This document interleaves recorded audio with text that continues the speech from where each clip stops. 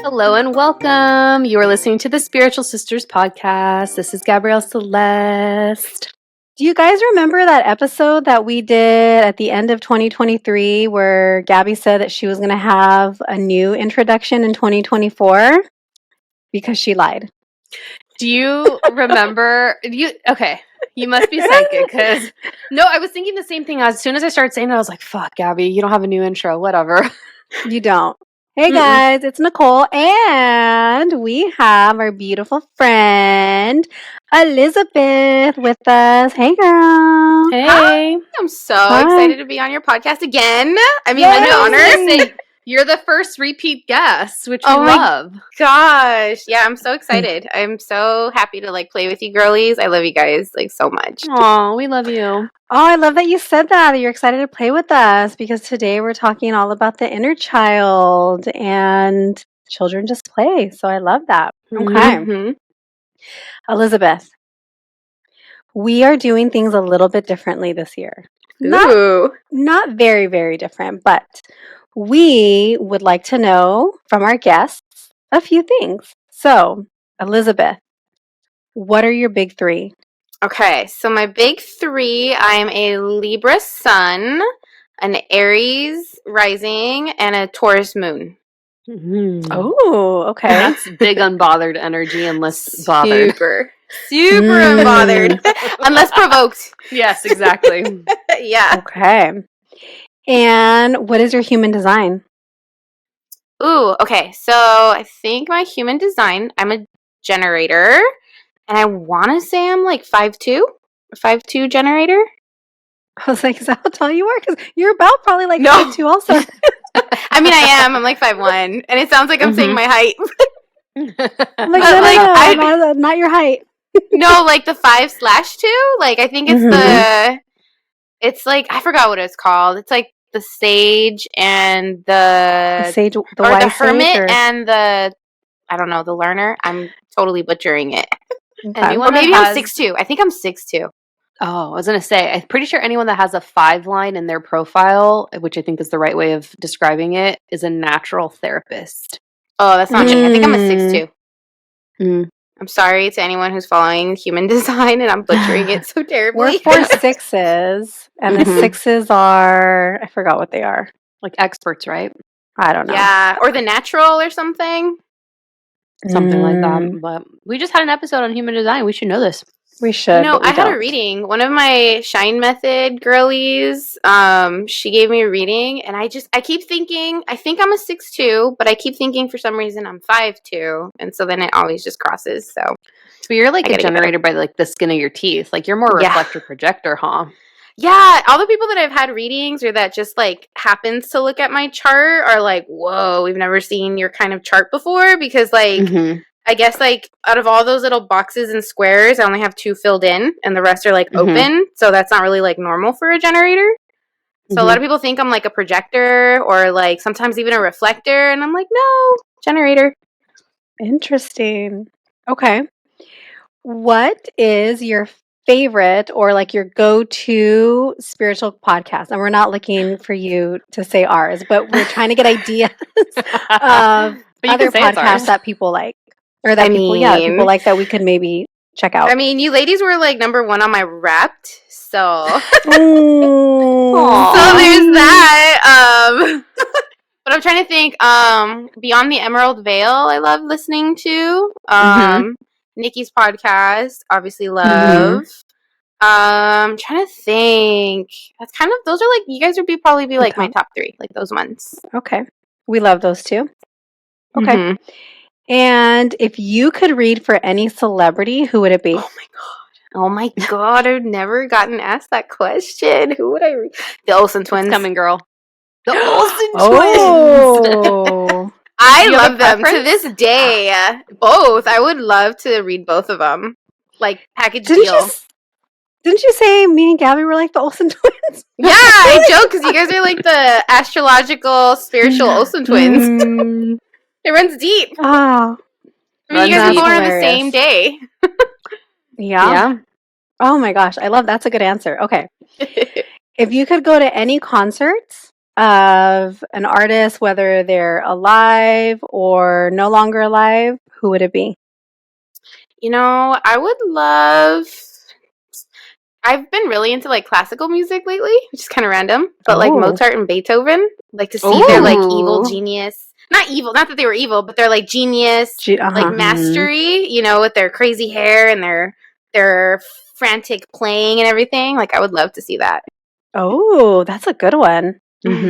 So random, but yeah. Okay, bonus question. Who's your favorite spiritual sister and why is it me? Oh my God. I could never pick. Although I did slide into your DMs first, Nichole. Like it's okay, fair game. It's fair game. I mean, I did, but I could never. That's like blasphemy. I'm telling you guys come package deal.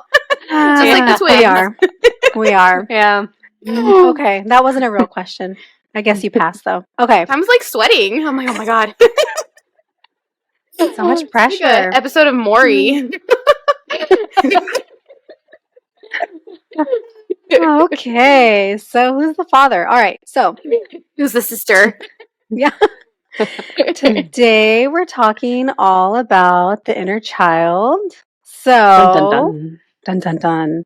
Elizabeth, what is the inner child? Okay, so the inner child is really simple. It's basically another way of saying it's your sensitive, intimate, playful, creative, vulnerable side. So sure, instead of like saying that whole long list, you just say it's our inner child. It's basically the part of you that even to this day as an adult, like it's the playful, sparkly version of you. The one who sometimes like if you do something out of the ordinary, like have an adventure and you feel like a kid again, that emotional feeling or side of you is your inner child.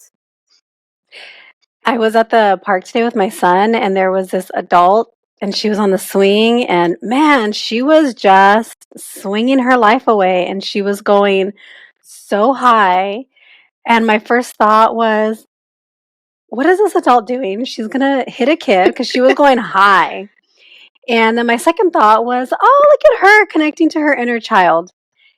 And then as I was watching, I was like, oh, I think she's on the spectrum. So anyway, lots of different thoughts were going on in that moment. But my other thought was, oh, like I need to do that more. I need to connect more to my inner child like that adult is doing.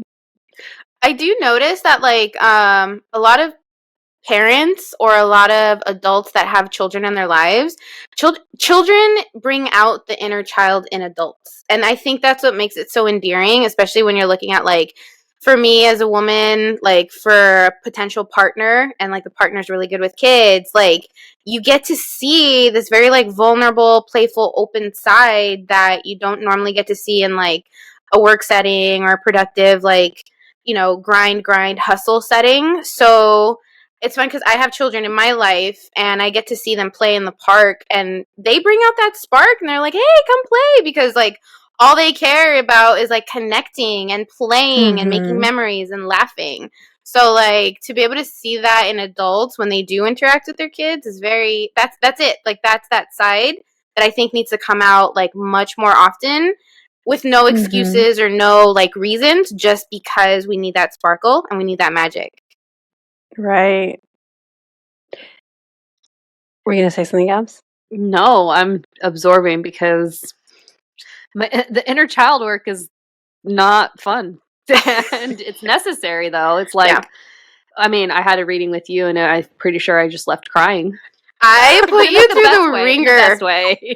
I was your first one, right? So you were my first one. I put you through the ringer, and I definitely want to speak to that because a lot of the clients that I get actually do cry. Like they sob, they bawl, and like you wouldn't really think about that from like inner child work, but it's kind of the way I would describe it is like, first of all, you've been pushing this very like vulnerable, tender side of you away and dismissing it almost. Because as an adult, you're kind of told, oh, it's not really, it's not feasible to bring that side of you in the workplace. You have to hustle. You're in grind mode. You got responsibilities, all these things that you have to do.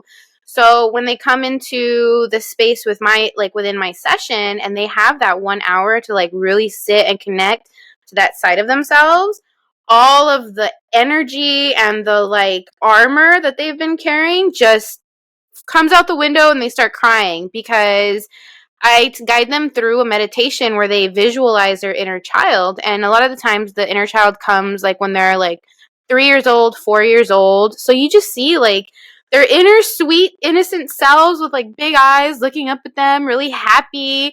And you just start seeing the client like cry because it's like, I can't believe I've been dismissing this beautiful part of myself. And what's interesting is like, especially those people who have young children or who are parents to young children, like you would never be as mean to them as we are to ourselves. So when the moment comes that you come face to face with your inner child through meditation and you realize just who you've been really being mean to, that comes out too, and that's rough. Like it takes great courage to be able to acknowledge that, because on the other side there's a lot of healing. So yeah, Gabby, I put you through the ringer. I mean, how I will say though, that work, especially if it's one of your core wounds, fucking pays. So like leaning into that, I truly think that only good can come from it.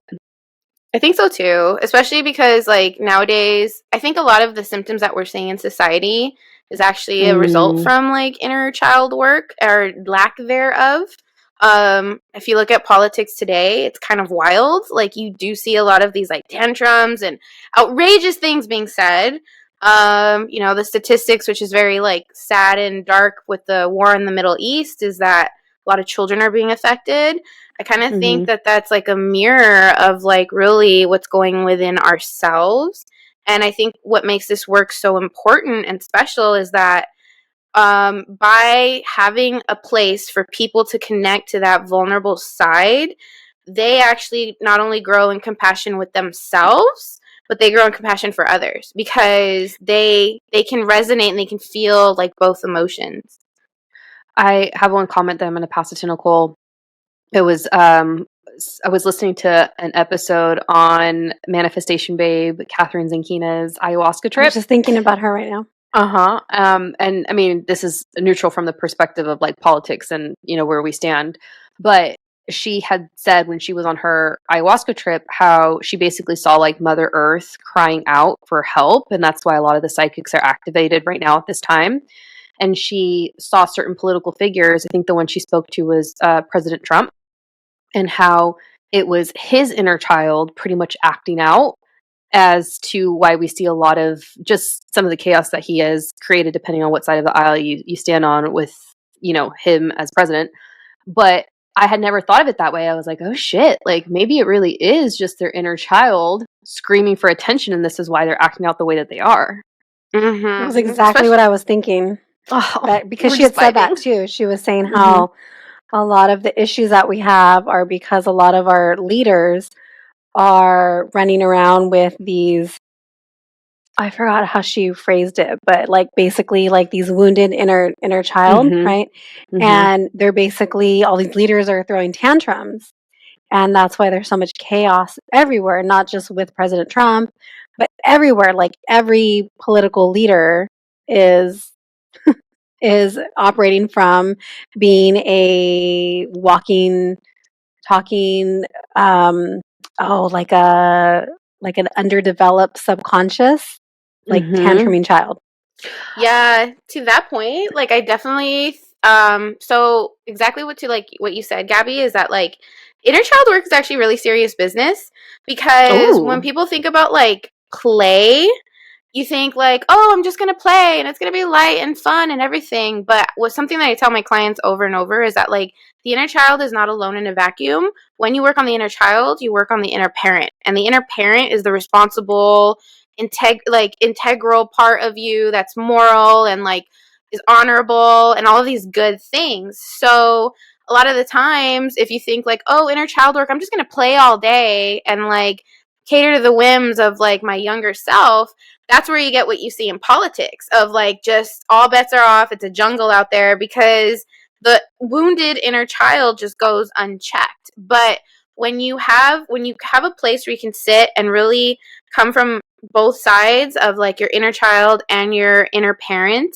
and be able to like work through some of these like inner woundings, that's when you have basically responsibility. That's when you create safety, because the adult's version of you is creating safety and a time and a place and a space for that creative side to have a voice and air out grievances and air out any like concerns or fears, where then you can address them and you have something tangible to work through like within yourself. But if you don't have that place and structure, you see the inner child airing out their grievances on the Congress floor, and that's where you get the name calling, and that's where you get the, you know, backhanded comments, and you don't have any like checks and balances to be able to like keep yourself, you know, as the highest version of yourself. I would love to speak to the age range that the inner child falls into, because I believe that's associated with the development of the subconscious mind, which is in utero, right, to age 7. Yeah, about 7 or 8. But Mm-hmm. what's interesting though is that I think that's, I don't know, and maybe Nichole, you can speak to this, but like the 7 to 8 I know is like more of like a therapy, on the therapy side, psychology side. Mm-hmm. It is possible for the inner child to show up between 0 and 8. A lot of the times the kids are like 4 years old. The inner children guides that I see are like 4 years old, sometimes 3 years old, because they're so like, at that age, they're just so honest, and they haven't really developed like very like wordy communication. So they're very straightforward. They're like, yes, no, I like this. I like to play in the mud, all of these things, and they're very animated. But also, like, personally for me and like in other sessions, sometimes the inner teenager pops up. Sometimes the inner teenager and the inner child pop up. So it's kind of, you know, on a bigger scale, it's like a past self healing, because, you know, your younger version of yourself, you were younger a day ago, you were younger 3 weeks ago. So, at the same time, though, the inner child usually is between like 0 and 8, because that's where a lot of like heavy imprints happened, like for the first time. And from those imprints is where you get kind of like a stem of limiting beliefs branching out, very similar to like psychology, even though I'm not, you know, a psychologist. It's really interesting because I've heard different numbers too. I think I've heard 0 to 5, 0 to 7. And so you're saying maybe 0 to 8, but also the teenagers. So I think it just depends too, because if I think back to some of my own like inner child wounding, I feel like the biggest one for me came when I was already in the double digits. Yeah. So yes, there were things that happened prior, but they don't maybe stick out as much as like the big one that came again, like double digits, like almost teen years, you know? Yeah. Yeah, so that's oh, sorry. no, I'll say just this, it's just interesting.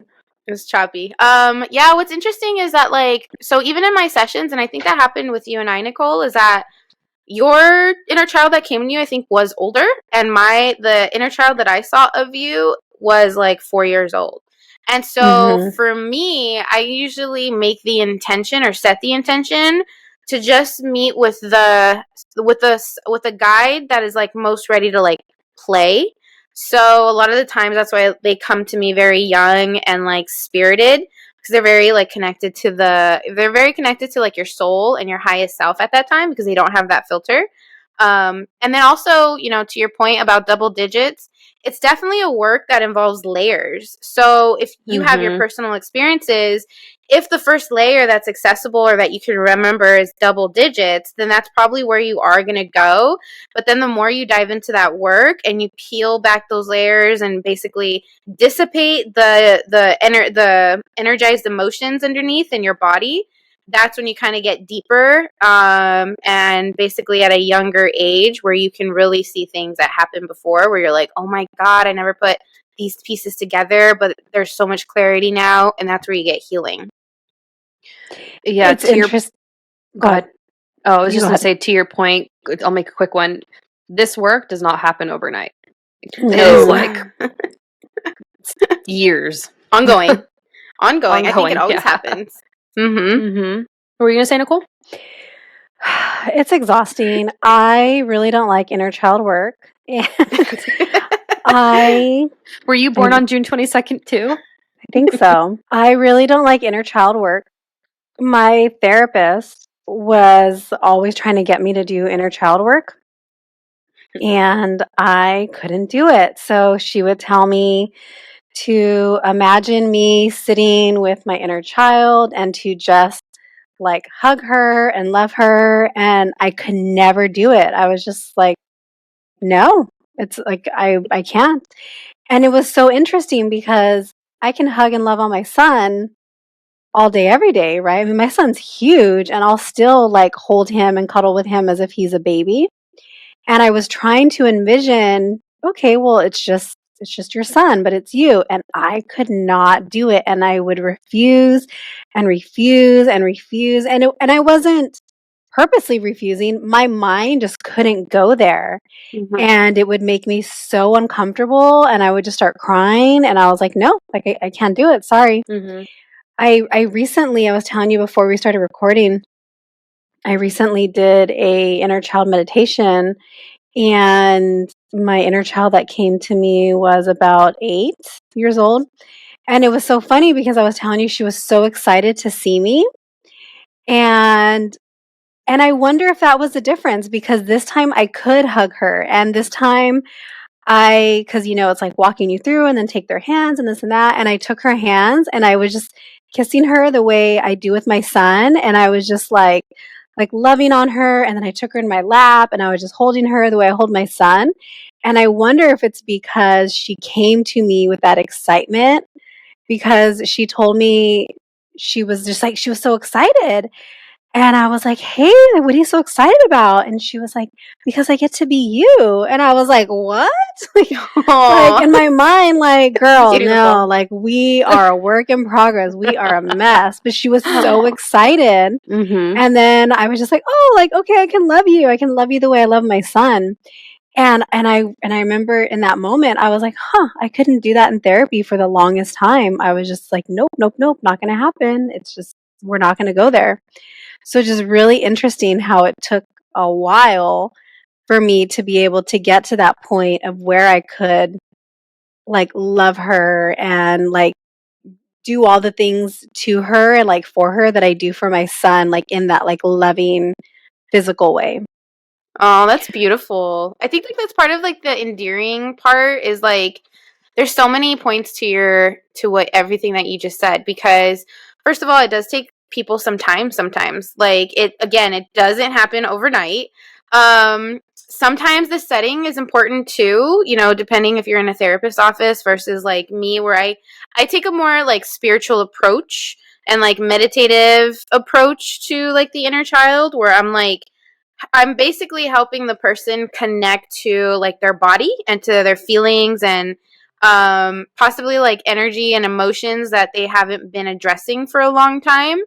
And what's interesting about the inner child is that like they are the biggest cheerleaders because you're making baby Nichole's dreams come true by being you. So like the fact that she's like, you're here and finally like, and they're so forgiving too, because if you think about like your son or children, they are really forgiving when you mess up and they're like, it's okay, mom, I still love you. And that's the unconditional love.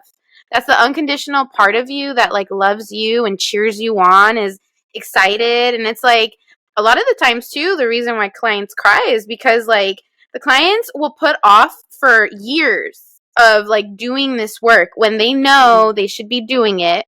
And then what ends up happening is they'll finally be ready and like sit down, and then the inner child is like, it's okay, it's fine, we're here now. And so it's very forgiving at the same time. There's so much there to process. So, Elizabeth, tell me why you think inner child work is important for. I mean, I'm always looking at things from an astrological perspective, but I've shared pretty openly that my inner child wound is actually my core wound in my birth chart, and everyone has their own core wound, and it shows up differently depending on where your Chiron's at. So for me, I know that like once I heal that, which I think is going to be really ongoing for me, especially once I become a mother, but for other people who have this, what do you think the benefits are? And why is this work important? I think there's so many benefits, like so many benefits. I think the first benefit is that, especially for people who are new to like the spiritual work side, it's a really great entry. If you haven't meditated before, if you haven't really connected to any other spiritual guides, the inner child is a really good like first step, because you were the inner child. Like, you were 8 years old, and at that point, lived her, felt her, played as her. So that person like really lives in your body. In the same way, the whole book, The Memory Keeps Score, and like nervous system work and like somatic work. So it's easy for a person to connect to that side of themselves versus if they were trying to like connect to their higher self or their guides. And because the inner child is also a guide and very wise, and is basically like your inner truthometer, you get connected to a very personalized, intimate, honest, raw, truthful side of you that allows you to help make better decisions that are more aligned in your life, just day to day. So that's probably the first one.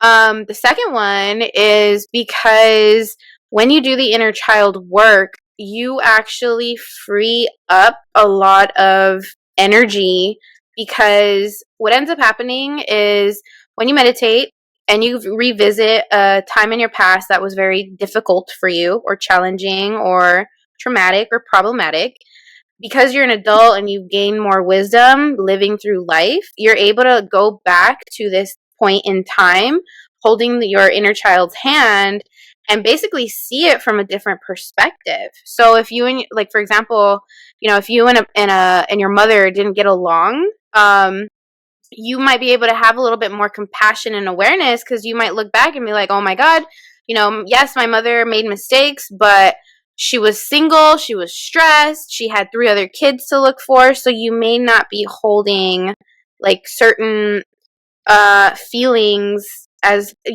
hard feelings, or feelings of contempt or disrespect or hurt, or any of the other like quote unquote negative emotions towards your loved ones, your significant others. So that frees up a lot of like energy and space in your body.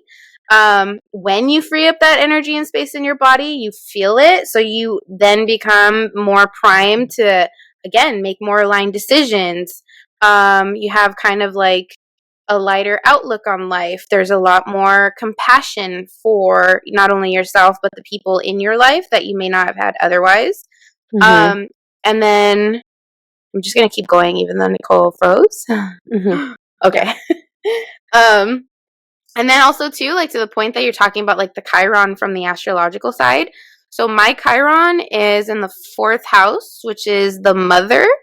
So is Nichole's. Yeah. So definitely, Chiron, I think sometimes, and especially in astrology, like Chiron or Jupiter, Saturn, the hard planets or the hard aspects get like a really like bad rap. But at the same time, I actually kind of think that a Chiron is like a superpower, because yes, there's problems and it's a very tender spot. Regarding if it's like, for me, for example, if it's my mother in the 4th house, but at the same time, it informs me of like, okay, yes, I have these issues, but I'm going to do better. The cycle stops with me.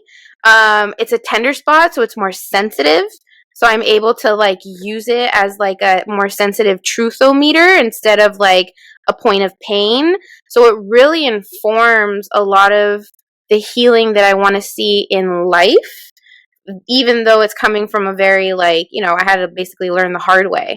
So I think for anybody who has similar aspects or like inner wounds, I would actually encourage them to shift the perspective and like encourage them to see how these wounds actually help inform you become your highest version of yourself, and mold you into the highest version of yourself. Because for me, I know, especially like in my healing, I realized like there's so many familiar family patterns that happened for me, happen to me, but they end with me because I want my children to be better. So the inner child work is the biggest gateway to all of this. And then, to top it off, because it's so hard, because it's so full of courage that you need to face yourself, you actually stop really pointing the fingers of judgment and blame on others, because then you begin to see their inner child and you begin to see their inner wounding, and suddenly it's not so bad anymore. It's like you almost feel a little bit more heartfelt for them. So it opens up your heart space. It opens up safety. It opens up play, intimacy, vulnerability. There's so many gifts. Like I could speak on this forever. So I wanted to speak to that ancestral part, because once you do the inner child work, you do heal a lot of the ancestral lineage. I believe 7 generations back and 7 generations forward. And there was also the part that you were speaking to about intimacy, because for me, something I've noticed, because 2024, guys, we're calling in the husband. But I mean, what's going to happen, what's going to happen, right? But something I realized in myself that just came up recently, because if you would have asked me, well, here's another tangent, but in the beginning of 2023, I knew I had to do the inner child work. Don't want to do it. Wasn't ready to do it, right? Had to circle back, and I did around like fall, winter time for 2023, and now we're in it. And we're making progress. But one of the realizations that I recently had was that when I was younger, I was very much bullied by boys on like the playground, right? And I didn't know it was because that was their way of expressing that they actually liked me at the time. There was one in particular. And I was also just smarter than them. Like I'm a very astute person. I mean, aren't we all? Right. And so anyways, now looking back, I was like, oh, no wonder. Like I go into my masculine when I'm dating or even around guys, because there's a part of me that doesn't feel safe to truly express my femininity. And I do have like a stronger presence, I would say. It's very direct. So it's really interesting how that links back to like, you know, my youth. And then there is the teenager self that needs to be explored too and healed, but not so much as the inner child, I would say. So that's really interesting that it all links back to that pivotal time in life. No, that's huge, because I actually had a very similar experience recently doing my own practice, where some of my first memories of like not fun memories was being bullied by like the mean girl. And so for me, being bullied by the mean girl, I actually became a tomboy, because I was like, forget you guys, like I'm not going to be part of your group. And I went to the tomboy era, and I was like playing kickball and baseball, and I fit in. But again, I jumped into my masculine as a form of protection. So I feel like it's very like similar, because now for you, you know, they bullied you or picked on you. And so you became like, you had to hold your own. So again, you jumped into that energetic. So the beauty about like inner child work is realizing like, first of all, you connect to your inner child, so you connect to your true essence, which I know we've spoken about this, but like mine is really feminine. Like my higher self is very feminine. And so when you connect back after all of these years of holding this masculine energetic, and you realize like your inner creative, inner little kid is like very feminine and playful and free and flowy, that really is a healing moment, because you can feel that in your body when you begin. I hear the clicking too. I don't know what happened. Oh, you're back. Oh, did I lose? I heard clicking, and then I like paused. Sorry to your sister. I was vibing. I heard everything. I think Nicole's a little delayed. Okay, sorry about that. I think it was on my end again. So I'll just start a little bit back. So basically, you know, it's that energetic is very interesting, because when you connect to your inner child, you realize, especially like you and I, Gabby, like we're very feminine in essence, that we recognize like that's such a huge juxtaposition and contrast to how we were being, that we can recognize it and then begin swatch it. I can't even talk. Begin swapping over. And it doesn't happen overnight, but to that point as well, you start to realize that because as an actual child in the playground, in the sandbox, you didn't have the emotional tools to understand that like girls are being just mean or boys are just picking on you. So you internalize that, and you took that in as a frame of reference that it's your fault, and that, you were misunderstood or that something was wrong with you. And then when you do the work all these years later, you go back and you're like, oh my God, these girls are just being mean. And I held on to these limiting beliefs or these ideas of what girls or boys or these like certain standardized beliefs. I've held on to these notions for so long. They affected my decision making for so long. And now I'm revisiting my past and I'm like, oh, it didn't even need to be that way. Mm-hmm. And the moment you recognize that is the moment you let go. And that letting go of realizing like, okay, I understand clearly. I was in my masculine energetic because the boys were picking on me, but I don't need to do that anymore.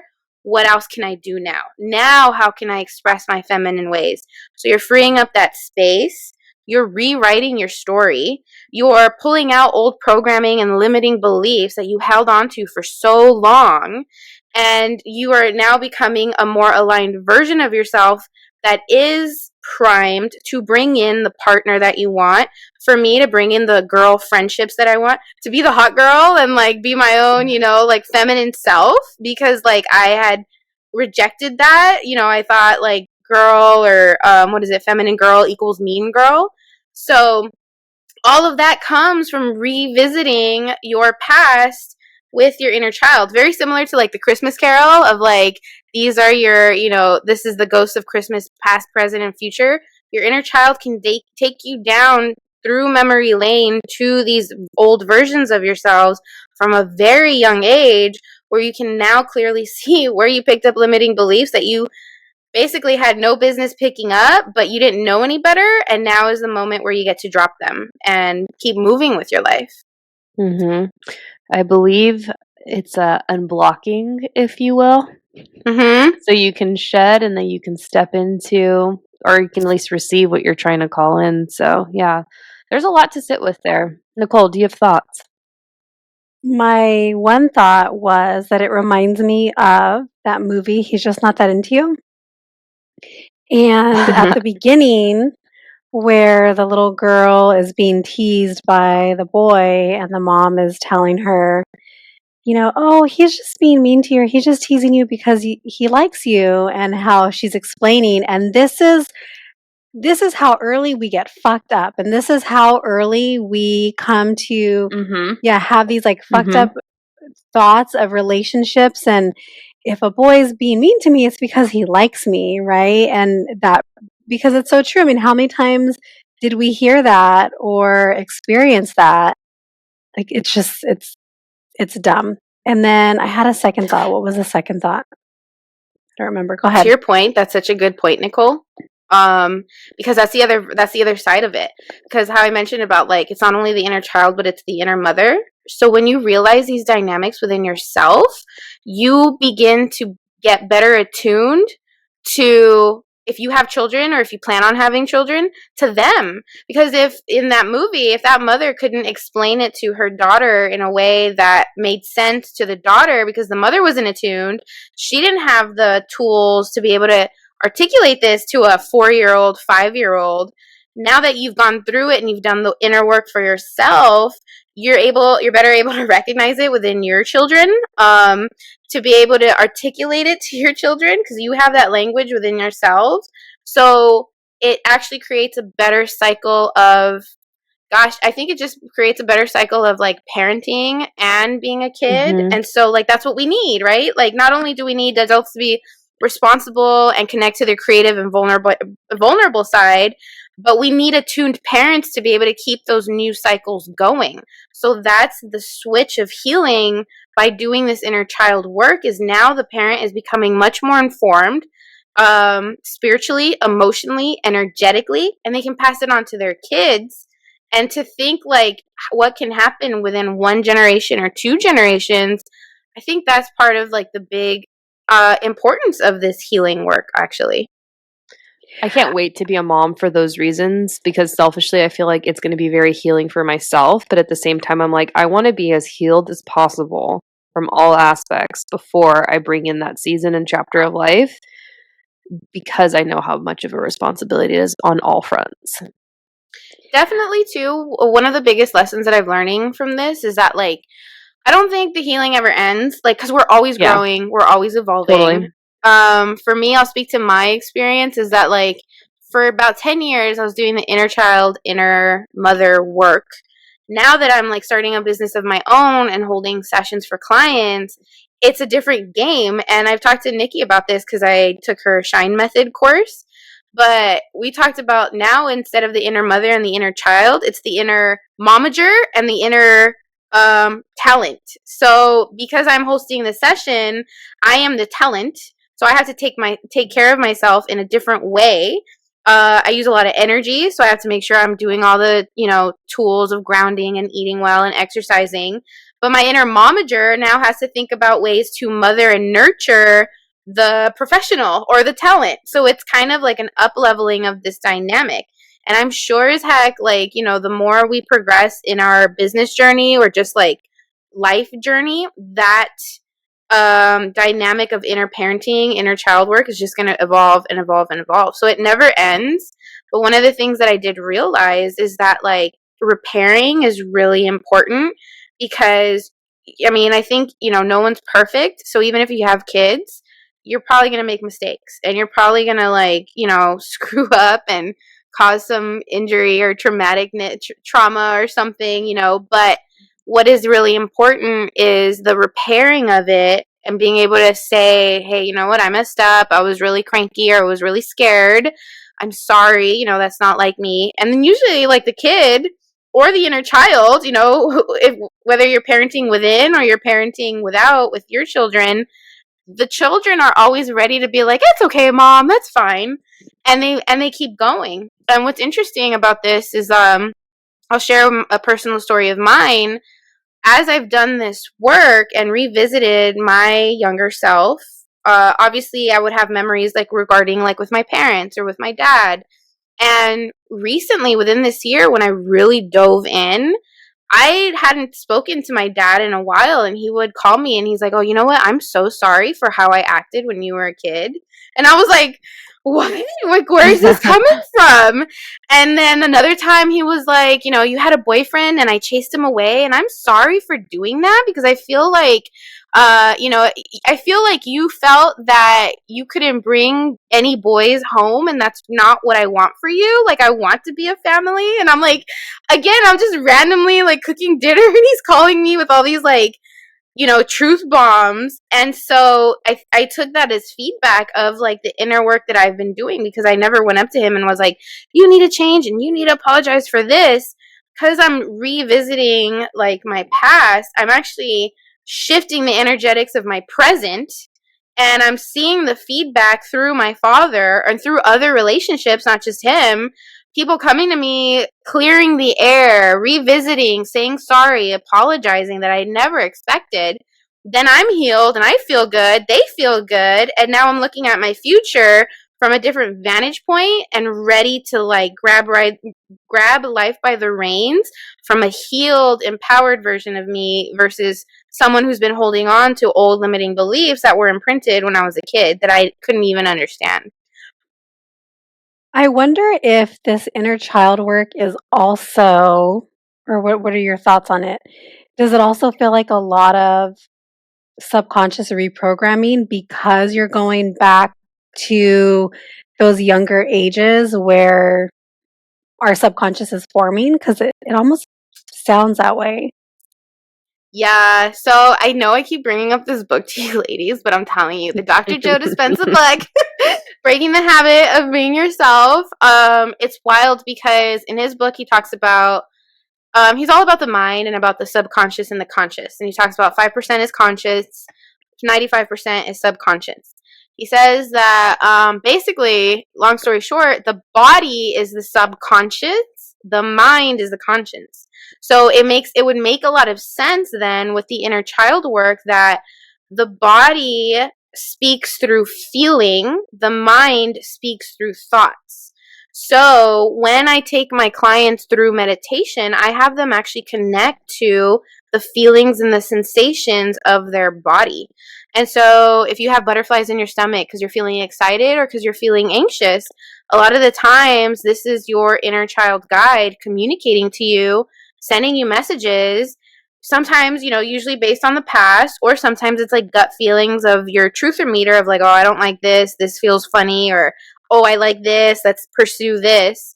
So yes, as you're going back via your body and your sensations, you're revisiting your past, you're basically taking out the anchors of your past, because, for example, if like with Gabby's case, the boys were bullying her, so she had to be tough. So now, 20 years later, she's making decisions based on of the anchor that the boys had bullied her. So her frame of reference for men is that they're bullies. They may not be nice. If they like me, they'll be mean to me. But if you go back through meditation and revisit that moment with your inner child as your guide, and you realize, oh my God, these are just boys that had nothing to do with anything, all of a sudden, those anchors that have been informing your decisions, even as adult, they fade away, they dissipate. If there was any feelings of like confusion or frustration or maybe even anxiety, you feel those emotions in order to dissipate them. So your body is no longer holding on.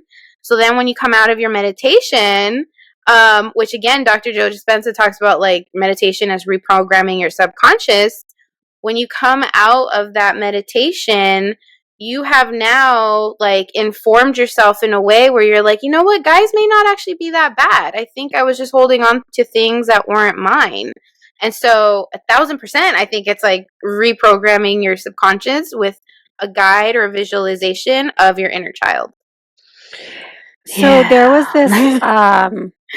was this book that I found on Audible, and it was like a companion to Breaking the Habit of Being Yourself, and it's all of, I guess, the meditations that are in the book. I haven't read the book. I have it on my nightstand, and then I also have it on Audible, but I haven't actually dove into it. So I'm guessing there's like a bunch of meditations that are in the book, or does he just talk about it? Yeah. He does. Okay, it's like a 300-page book, just so you know. It's very thick, but it's very dense. He goes it's way like more heavy. It's very dense, and he goes way more into detail as to like how your mind and your body work together, how you have to be aligned with your mind and body, and if like he mentions, your body communicates through feeling, your mind communicates through thoughts. So your thoughts and your feelings have to be aligned to create like a better, more creative future for yourself. And then the other thing is he talks about like going under like subconsciously through meditation and pruning your old self. So recognizing your old self, recognizing the limiting beliefs and the ways, the attitudes and the behaviors, and then basically letting them go so you can make room and space for the version of yourself that you want to call in. So he does talk about the meditations, but he goes so deeply like nuanced into like reasons why, how things work, what's really going on within your body and your mind, and how to program it. And it's beautiful because he speaks all about it in like the quantum physics realm, whereas like you and like I and like this podcast is very spiritual, but it all connects to the same thing, which is really beautiful. Yeah, I was just thinking about just like how powerful our minds really are, and you can really create your own reality. And as I was listening to you speak just now, I was also thinking, and we've talked about this personally, off record, like off recording, just how important it is for you to be connected to your physical body and for your body to be healthy so that you can hear your own inner wisdom, your intuition, especially as readers. And then that leads me down the rabbit hole of like, oh my gosh, like there's this experiment that the government and the FDA, they're all like in each other's back pockets. And, big corporations, I'm like, all the food that makes us sick, like, are they trying to disassociate or cause us dissociation so we can't hear our inner wisdom? And then my mind goes in a tangent. Like I just start thinking and I start connecting. But all this to say, it's important to have a healthy body, guys, because then you're able to be even more connected to your thoughts, your subconscious mind, your conscious mind, so that you can create your ultimate, most abundant reality. Because that's really all it is. It's subconscious, it's mindset. Yeah. I mean, I mean, to your point, like you also said, like so many things. It is very important to connect to your body, and like the food you eat really does matter. It's just, I think it's like for me, like it's an ongoing process. And also too, like, especially since we've talked about this like off the record, I get so rebellious where I'm like, I don't care. Like, I'm just going to fight. Like, I'm going to find a way or figure out a way. And like, it's going to happen. And so, what you start seeing is you basically, I mean, you can go into the rabbit hole of like how in depth, not only can you like reprogram your body and like your subconscious, but how you can shift the way like food affects you, how when you think certain thoughts, and this is another reason what that makes inner child work so important or so fascinating, is that like when you think of a certain thought, like you can think of a loved one and you can focus your attention on your loved one and you can feel your body produce the chemicals that reflect of your body being in love, or you get the warm fuzzies, you get so like happy, your muscles relax and you feel just really uplifted and energetic.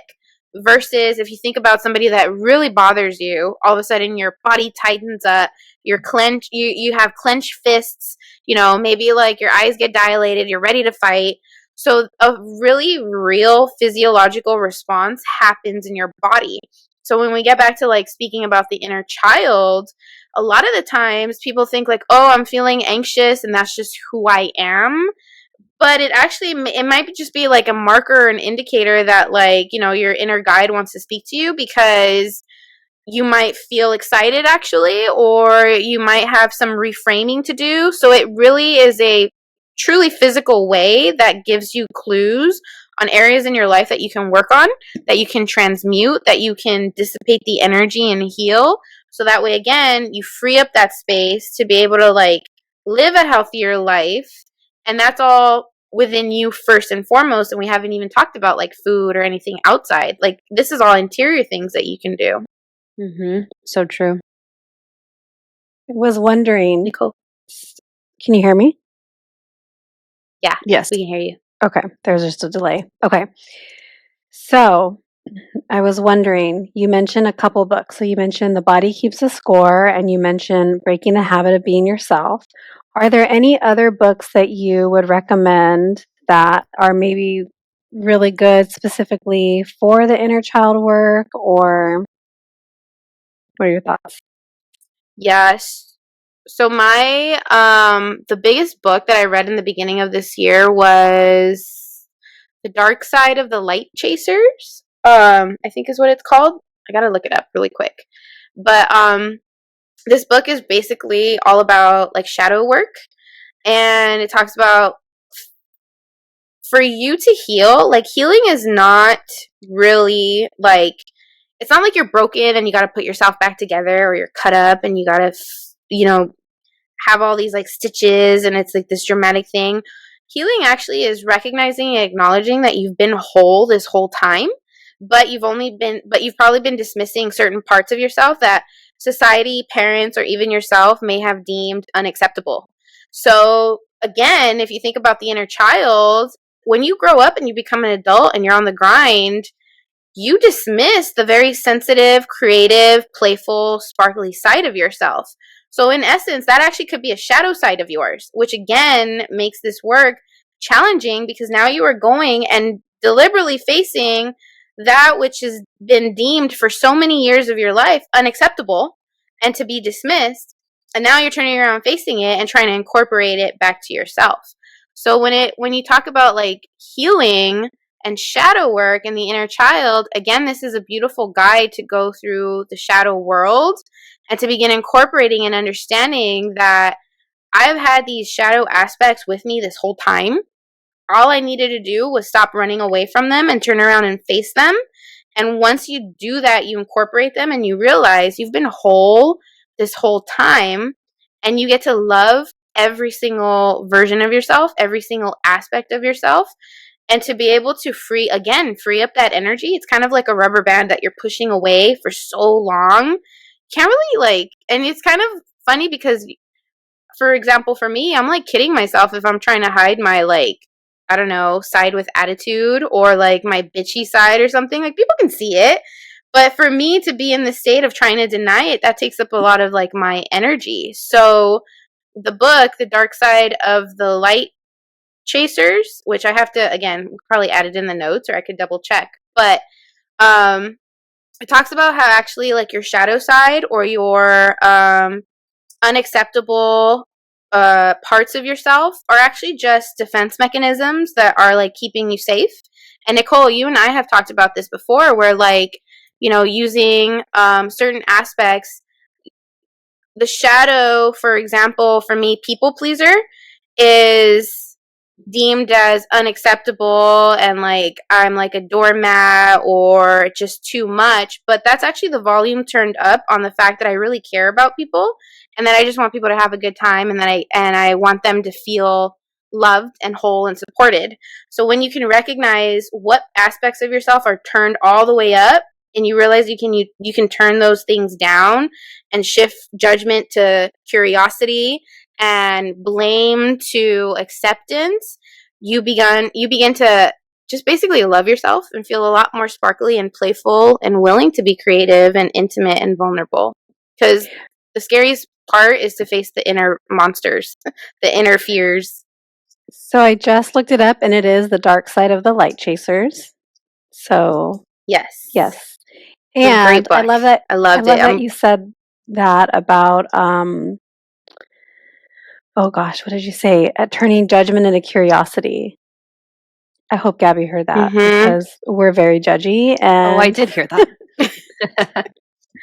And I did hear that. That is something that I really dislike about myself. And it's something that I'm coming to really dislike in others because I'm so aware of how much I dislike it. And I'm so in a place of trying to change it. So I love that reframe of being curious about it. Like, why am I being judgy of this person? I love that for you, Nichole, because I really feel like that just speaks to all the growth that you've done since you started this journey. Because, I mean, think about where you were 5 years ago and that version of self. Yeah. Yeah, the inner child definitely gives is just the inner child leads with curiosity basically and is adventurous and wants to explore and learn new things. So if the shadow world is full of like dragons and monsters, the inner child will go up to the dragon and be like, "Cool, what's your name? Hi, how's it going?" And obviously you, your adult self, your meditative self, and me as a guide is there to like protect you and to like keep you on like a path towards a certain goal and intention. But the inner child is much more curious and exploratory.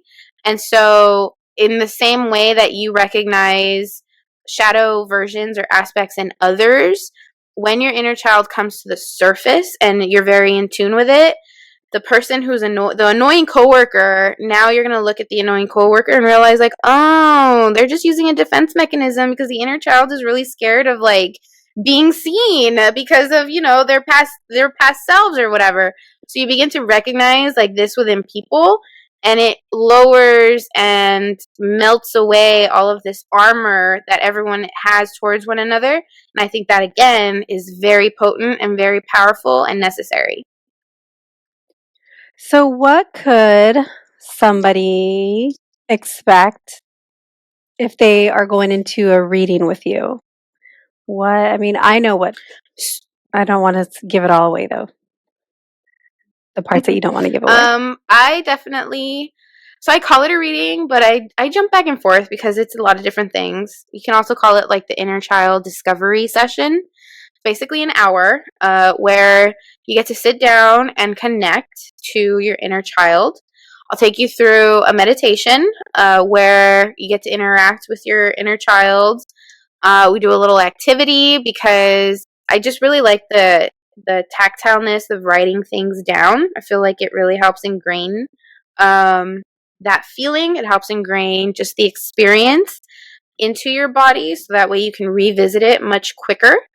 And then, because we've talked about this before, so many people are so like vulnerable going into the session, that to be able to do the meditation first is very stretching and asking a lot from them. But then I go in and I am a mirror to hopefully mirror this sparkly version side of them. So it's very fun. It's very playful. And I give them messages that their inner child wants them to hear. It's really cool because I still get kind of like amazed as to like the feedback of like, the people are always like, how did you know? Like one client, I just kept telling her, like, I kept seeing mud everywhere. Like, your inner child liked to play with mud and was like making mud pies. She's like, I love mud. Like, I went to Costa Rica and like I went to take this mud bath and it was the best thing ever at the spa. So like those kind of activities really help bring forth your inner child. And so we get to play with that. It's very playful, full of discovery. And then to your point, Nichole, I think it was Nichole or Gabby, or both of you guys, but the idea, oh yeah, it was Nichole. So how you were having trouble connecting to your inner child, via therapy because you just couldn't, there was like a block. What I do through playfulness and just lightness, it helps kind of ease that tension that a person might have and allow them to connect to their inner child a little more, a little better.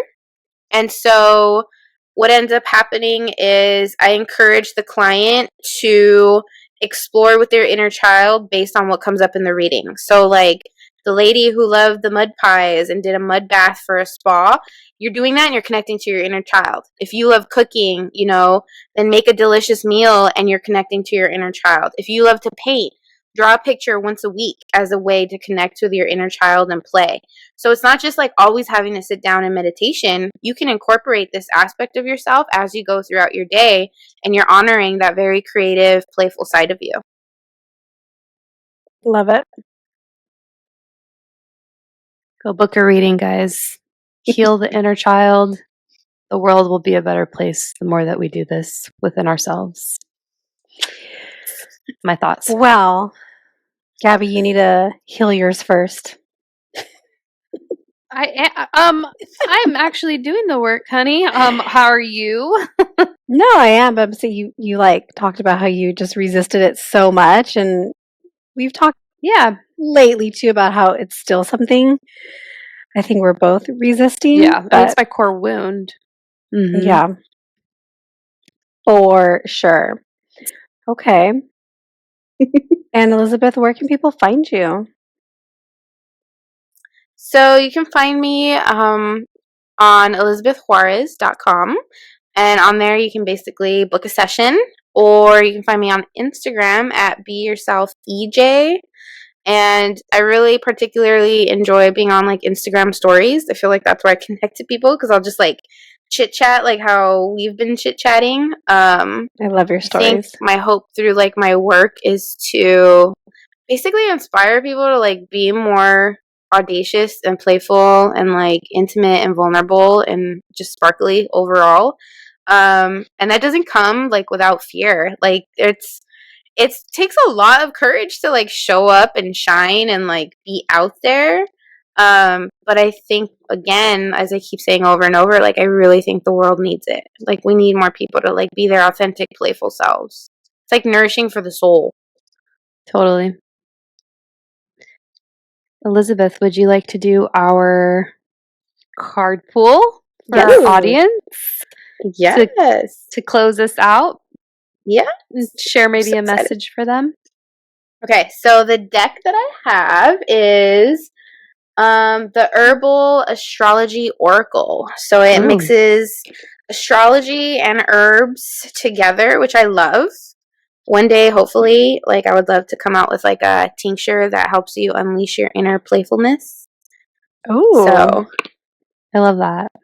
Hopefully that'll happen in like the future, but I'm just putting it out there. Mm-hmm. All right, let's see.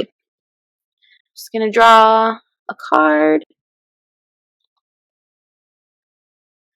Ooh, so we got Lion's Mane, which is leadership. I love that. Exactly like what we were talking about. Should I read what it says in the little booklet? Sure. Okay, so let me look it up really quick.